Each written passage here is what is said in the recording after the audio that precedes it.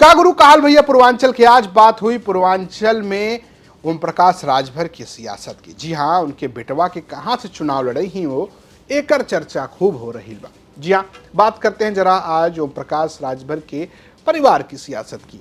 ओम प्रकाश राजभर के दो बेटे हैं, आपने शायद नाम सुना हो, पूर्वांचल वाले तो जानते ही हैं। एक बेटे हैं अरविंद राजभर जो घोसी में चुनाव लड़े थे। आपको याद होगा कि कान पकड़कर बीजेपी के समर्थकों के सामने माफी भी मांगी थी और इन सब के बावजूद भी वो चुनाव हार गए। वहां से राजीव राय सांसद हो गए। और दूसरा है अरुण राजभर, उनका भी आपने नाम सुना होगा। जी हाँ, अपने बयानों के लिए, अपने पोस्ट के लिए बहुत चर्चा में रहते हैं। आजकल कई तरीके की बातचीत करते रहते हैं। अब सवाल यह है कि ओम प्रकाश राजभर इन दोनों बेटों को राजनीति में सेट करना चाहते हैं। अब एक बेटे की सेटिंग तो शुरू हो गई है। चुनाव कहां से लड़ेंगे ओम प्रकाश राजभर के बेटे? एक बेटे अरविंद राजभर विधानसभा का चुनाव लड़ते रहे हैं, वो भी बनारस की शिवपुर सीट से पिछली बार हार गए थे। अनिल राजभर जो कि बीजेपी सरकार में मंत्री हैं, उनसे सीधा आरम पार होता है, उनका एकदम टक्कर होती है। कुल मिलाकर वर्चस्व की लड़ाई खूब होती है। घोसी में भी उन्होंने कोशिश की और सांसद बनने की कोशिश की, लेकिन दोनों बार असफल रहे। अरविंद राजभर बड़े बेटे हैं, छोटे बेटे हैं अरुण राजभर राष्ट्रीय प्रवक्ता हैं, महासचिव हैं और वो भी अब चुनाव लड़ने जा रहे हैं। कहां से भैया?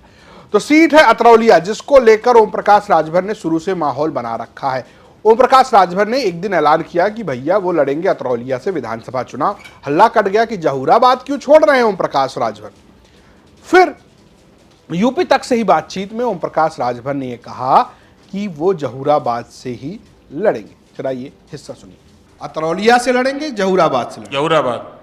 अरे अभी तो कुछ दिन पहले कह रहे थे कि भैया की सीट से लड़ेंगे, अतरौलिया से चुनाव लड़ेंगे, अब आप वापस पलट? नहीं, हम देखिए वापस नहीं। अतरौलिया सीट गाजीपुर, हम अतरौलिया में रह करके आजमगढ़ की 10 सीट तैयार कर रहे हैं।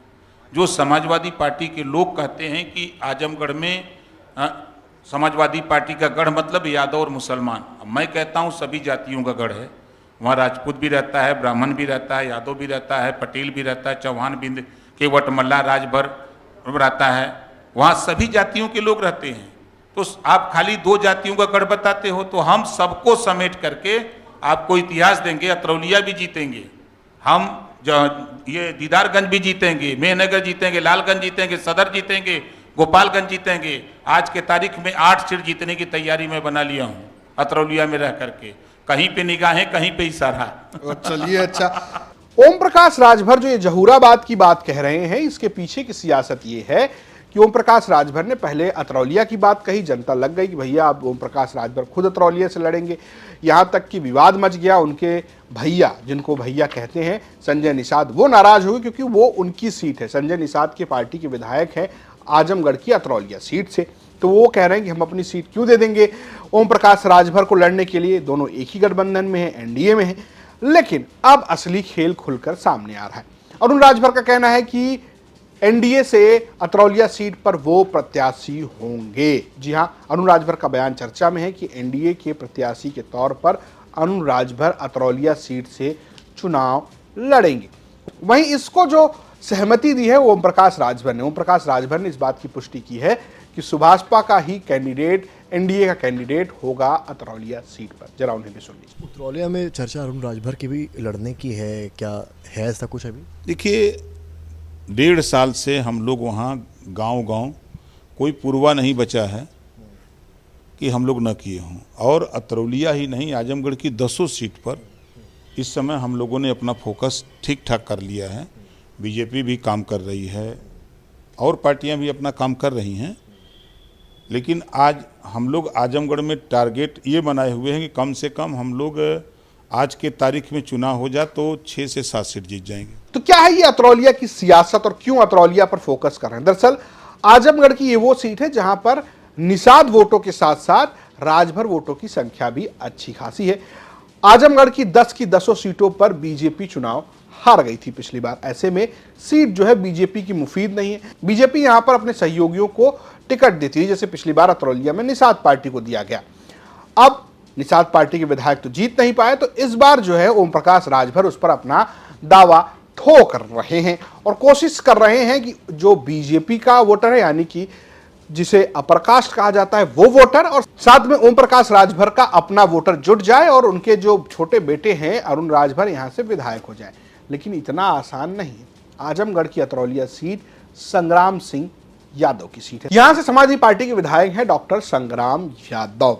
जी हाँ, उनके परिवार का यहां पर अच्छा खासा होल्ड है और लगातार समाजवादी पार्टी का होल्ड पूरे आजमगढ़ में रहा है। धर्मेंद्र यादव खुद यहां से सांसद हैं, यानी कि आजमगढ़ की सीट से अखिलेश यादव यहाँ की सियासत कर चुके हैं, वो सांसद रह चुके हैं। मुलायम सिंह यादव आजमगढ़ से सांसद रह चुके हैं और पिछली बार पूर्वांचल के जिन इलाकों में खूब वर्चस्व देखने को मिला उनमें से एक आजमगढ़ भी है।